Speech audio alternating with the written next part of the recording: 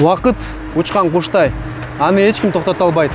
Бирок тарыхта изибизди калтырганга мүмкүнчүлүгүбүз бар. Бүгүнкү биздин каарман дүйнөлүк спорттун тарыхына өз атын алтын тамга менен чегип жаткан кези.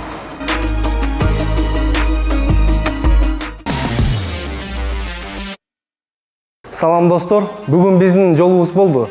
Анткени атактуу балбан менен бир күн чогуу болобуз. Биз билген жана биз билбеген Данияр Көбөнов. Салам алейкум, Данияр. Валейкум салам. Кандайсыз? Жакшы. Жакшысызбы? Салам достор. Данияр, бүгүн ошо сиз менен машыгууну чечтик. Эмнеден баштайбыз? Эң биринчи дене машыгуунун башталышында велосипед же бегой дорожкадан башташ керек. Дене жүйүтүш. Велосипед же чуркаш керек, э? Анда чуркоодон баштайлы да. Анда кет. Илгертен эле элибиз балбан күрөшкө өзгөчө баа берип келген.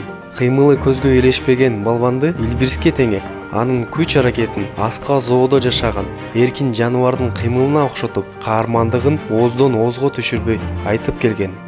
Атыгүл кадимки Манаста Кошой менен Жолойдун күрөшү менен бүт кыргыздын тагдырын байланыштырышкан. Элибиздин намысын дүйнө алдында талашып, нечен жолу желегибизди желбиретип, өмүрүн спортко арнаган азаматтарыбыз азыр да аз эмес. Бүгүн биз сиздер менен ошондой мыкты балбаныбыздын бири Данияр Көбөнов менен жакындан таанышмакчыбыз. Кыргыз Республикасынын эмгек сиңирген спорт чебери, эл аралык класстагы спорт чебери, Азиянын 2 жолку чемпиону, Москвада өткөн дүйнө чемпионатынын коло байге ээси, Азия оюндарынын өлкөбүздүн тарыхында биринчи жолу алтын медалынын ээси болгон, даңк медалынын ээси Данияр Көбөнов кыска убакытка созулган тынугудан кийин азыркы учурда кайрадан чоң спортко кайтып келди. Өмүрүнүн көбүн спортко арнаган биздин чемпиондун өздүк жашоосу кандай экенин, эмне менен тамактанып, кандай машыгаарын көшөгөнүн ары жагынан карап көрөлүк.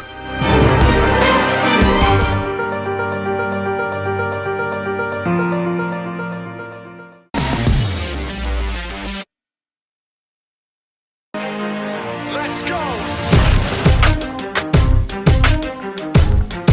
Yeah. For those of you that want to know what we're all about, it's like this, y'all. This is 10% luck, 20% skill, 15% concentrated power of will, 5% pleasure, 50% pain, and 100% reason to remember the name. He doesn't need his name up in lights, he just wants to be heard, whether it's the beat of the Çurkağınız 10 minut болып қалды. Жығып қалдық, 10 минут. Обычно келгенде 10 минут чуркайм. Бияққа келгенде. Азыр уже башқа өтсек болды. Данияр, мына чуркап денени жакшы жибитип алдык окшойт. Эми кайсы күнү көп өтөбүз? Эми жакшы бул упражнение бар. Ийин булчунан өтөбүз азыр. Бул жакшы капталар көтөрөбүз. Эмнелерди көтөрөбүз? Гантелер. Муну туура ыкмасы мага көрсөтүп койсоңуз. Туура ыкмасы.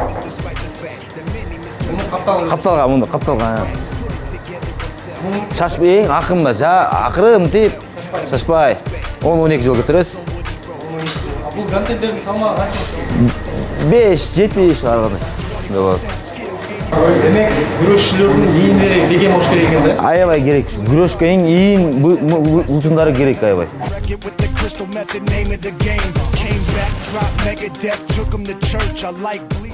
12 жолу жасадык. Данияр, мындан канча ирет жасаш керек? Мындан 3 рет жасаш керек. 3 рет, 3 рет жасаш керек. Иреттердин ортосунда канча минут жасаш керек? 1 минут, 2 минут жасалып. 1 минут, 2 минут, э? Мына достор, атайын силер үчүн Данияр Көбөновдон гантелдердин туура көтөрүүнүн ыкмасы. Дагы бир жолу 10-12 жолу жасайсыз, э? Аха. Ийиндер чын эле талып калды. Муну силер сөзсүз кайталап көрүшүңөр керек. Эми бул кызыктуу көнүгүү өттүк. Мунун аты эмне? Бул Смит тренажер деп атат. Бул эң жакшы бизге ийин булчундарында, бул кайрылуу ийин булчундарында жакшы. Мунун туура көтөрүшү кандай? Мунун туура көтөрүшү мына азыр көрөсүңөр. Муну мындай шашпай, мояка чейин алып келмей. Мындай даканасат, аяна чейин турмай. Ошон денени алдыга жылдырыш. Алдыга жылдырмай, көтөрүп аткандай денени алдыга жылдырмай. Чүргөндө мындай чүргөндө кол жакыныраак болуш керек. Мындай муну 8 жол кылсак, 8ден 18ден 3 ирет тоже. 3 ирет, 8-10 жол, э? 8-10 жол 3 ирет. Урмат, эми сен кылып көр. Ага, достар, биз дагы Смит көнүгүүсүн кылып көрөлү.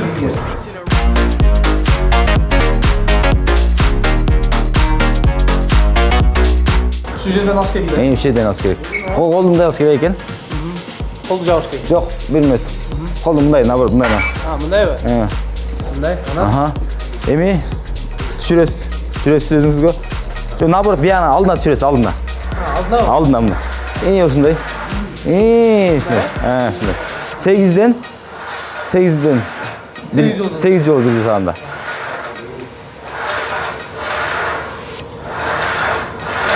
Достор, Смит көнүгүүсү абдан кызыктуу экен, жана пайдалуу окшойт. Биринчи жөн эле кылдың, бул эме биринчи эме. Экинчисин ондуктарды кошуп кылып көрсө болот. Кошумча салмак кылып. Кошумча салмак кылып. Мыяк мындай кармашка урмат турасы. Мындай туш керек. Алдыга мындай. Көтөргөндөн кийин денени алдыга жылдырыш керек. Көтөргөн денени алдыга жылдырыш керек. 8 жолу. Бул оорураак болот. Кичине.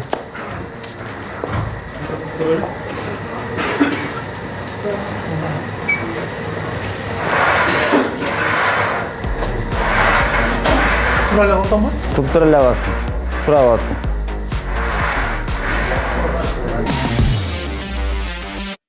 Бияка ушу Мирбек агай деген жаңы биз күрөшчүлөргө жаңы эмени көргөзүп атат. Бул колдорго, буттарга мурдан биз келген эмесмин. Эң керектүү нерсе болот да азыр. Мен эмнегедир ойлоп турмун, силер килемде эле гана машык аткендерчи. Көрсө мындай машык учуу залдарына да келип, өзүңөрдүн күчүңөрдү өнүктүрүп экенсиңер да. Ооба, мурдан биз келчү эмес, действительно мындай бул фитнес деп коет, мына азыр биз чүй мага аябай керек болот. Колдорго, буттарга аябай керек экен бул. Бул жаңы бул. Биз азыр тренировка кылып атабыз. Багы эң чыдамкайлык вынос деп айтат орусча. Ошондой тренировка кылдырып атат Мирбек агайым. Салам алейкум агай. Кандайсыз? Жакшы. Агай, айтып берсеңиз, Данияр бияка келгенде канча болду? Анан азыркы методиканын өзгөчөлүгү эмнеде? Даниярдын келгенине бул залга где-то 1 ай болуп калды. Бул залдын методикасы өзгөчө. Бул боецтерге, боксерго физикасын өнүктүрүү да. Бул оор атлетиканын айырмасы башкача. Булар көбүнчө сеттер менен физиканы өнүктүрүп беребиз.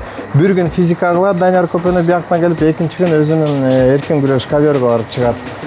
Килемден машыгаттан. Килемден мунун техникасы даяр, бирок ар бир спортсмен ошо азыркы жаңы дөңгөлдө физика жактан аз болуп атат. Бул жаңы дөңгөлдө программа, бул американдыкы UFC, особенно боецтерге жаккан программа. Физика жагынан мен машыктырып берип жатам.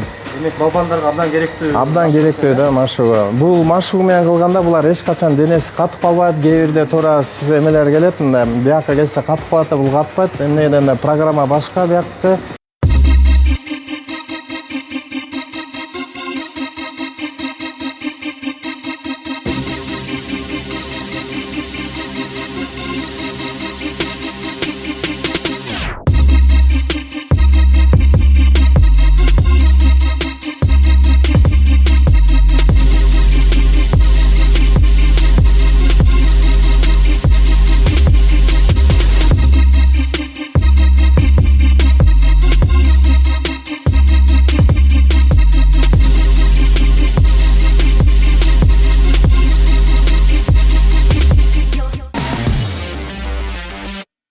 Негизи спортсмендер колдон келсе туура тамактаныш керек.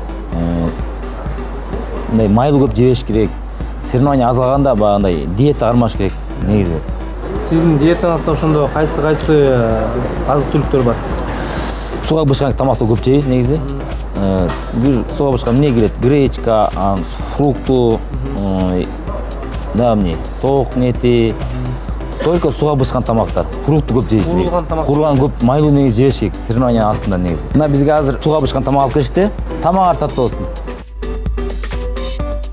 Эмарк строй курган батирлер бул жаңы коммуникациялар, заманбап жабдыктар жана технологиялар. Ыңгайлуу планировка жана кенен аят. Үнү чыкпаган лифттер, ыңгайлуу шарттары бар жана кайтарылуучу территория. Тышкы жарыктар жана фасадты жылуулоо. Кичинекей балдар ойноочу аян. Автомашина коюучу жай. Өнүккөн инфраструктура. Коопсуздук. Биз сиздер үчүн жана сиздин балдарыңыз үчүн сапаттуу үйлөрдү курабыз. Биз азыр каяка келдик да? Биз спорт медициналык борборго келдик. Бияктан азыр эмне процедуралар жасайсыз? Бияктан азыр массаж, жүрөк ЭКГ өтөбүз бүгүн. жөн эле мында текшерип койгонго, э? Текшерип койгонго.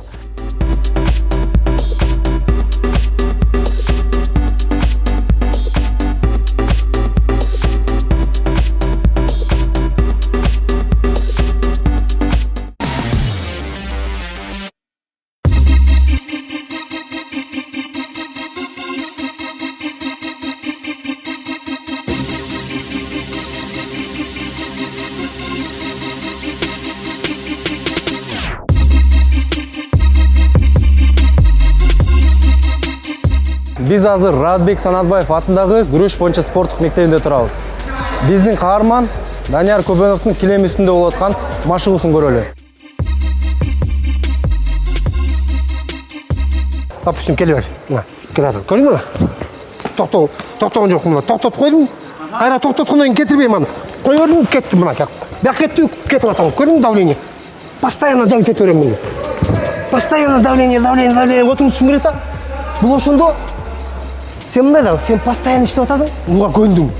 А бунун сопернигиң ошого иштеген эмес. Значит, канча убакыттын ичинде ал жыгылат. Ашып кетсе 4 минут, 5-минутка чыдабайт. Дабы жүрүңүз, буттарын сонун болот, бут талкалап, дабы жүрүңүз. Сен буттарын талып калган иш, өзүңдүн борьбаңды иштебей жатасың. Сен өзүң эле борьбаңды кадимкидей эле мына. Кеттик мына келди. Көрдүңбү? Көрдүңбү? Мына көрдүңбү? Мончу. Хоп. Биздин жаныбызда Өмүралы агай бул Радбек Санатбаев атындагы күрөш боюнча мектептин машыктыруучусу экен. Ага айтып берсеңиз, Нургазы менен мына Данияр өзүнчө күрөшүп жатат, а биякта башка жалпы балдар башкача күрөшүп жатат да. Булардын машыгуу методикасы эмне айырма? Данияр Көбөнов бул мастер да, мастер. Бунун мастерствосу бул дүйнөлүк уровендеги бар эт. Ошондуктан бул өзүнчө азыр өзүнүн гана баягы тажрыйбасын дагы жогорулатыш үчүн гана келип өзүнчө иштеп аткан кези да. А бул жактагы иштеп аткандар, булар мастерствого иштеп атат. Эми булар жаңы өсүп келе атат, жетилиш керек. Даниярдын уровенине жетиш керек дегендей да. Данияр азыр дүйнөлүк чоң мелдешке даярданып турган кез экен. Азия чемпионатына, дүйнөлүк чемпионатына ушуларды өтүп кетсе, кийин Олимпиадага чыгыш мүмкүнчүлүгү бар экен да. Ушуга үмүт кандай? Эми мындай деп коет, спортсменде баягы ниет кылбаган спортсмен ал чыга албайт. Ошондуктан Даниярдын ниети өтө баягы каалоосу чоң да. А Кудай буйруса, бул чыга турган жигит да. Чыга турган эмес, бул дүйнөлүк менен эле Азияда эмес. Бул ошол Олимпиадада медаль бере тургандардын бирөөсү. Эң потенциалы күчтүү адам ушул киши. Let's go.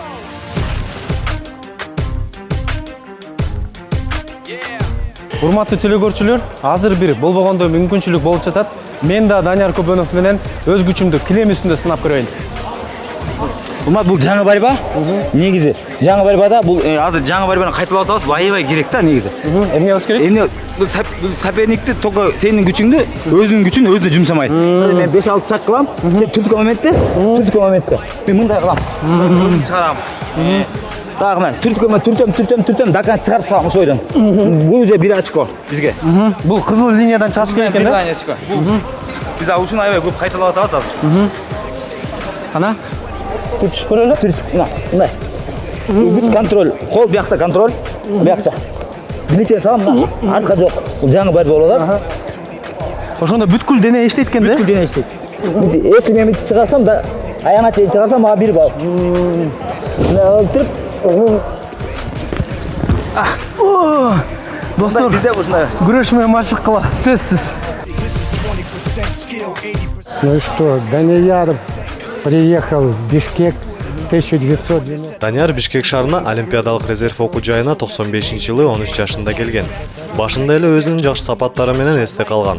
Аябай эмгекчил, иштерман.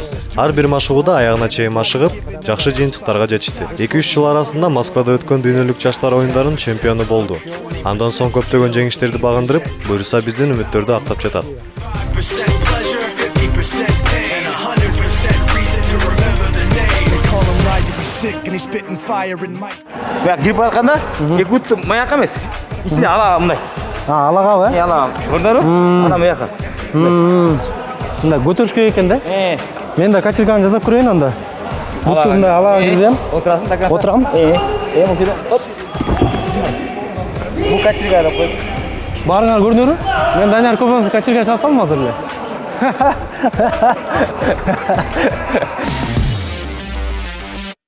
Кыскача өзүм жөнүндө болсо мен ушу Үскөл областынан Жетөз район Саруу айылынан болом.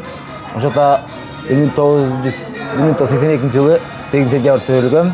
Биздин именно айылга ушу грек-римский борьба ачылган да зал. Ошол кичинекей чактан баштап балдарды тренировка кылдырып, алагайыбыз Сартов Аскар деген спортчуга алып келип балдар өткөрүп, аны ошол менен эң себеп болгон ама ушулагай бизди алып келип тренировка кылдырып бизди. Аны спортчуга алып келип биринчи эсте кала туруп калган жеңиш менин жеңишим. Бул 1998 жылы 11-класс бүтүп атып, спорт школдан бүтүп атып, Москвада Всемирный юношеский игры болгон да, жаштар олимпиадасы. Ошо 3-чү месте алгам.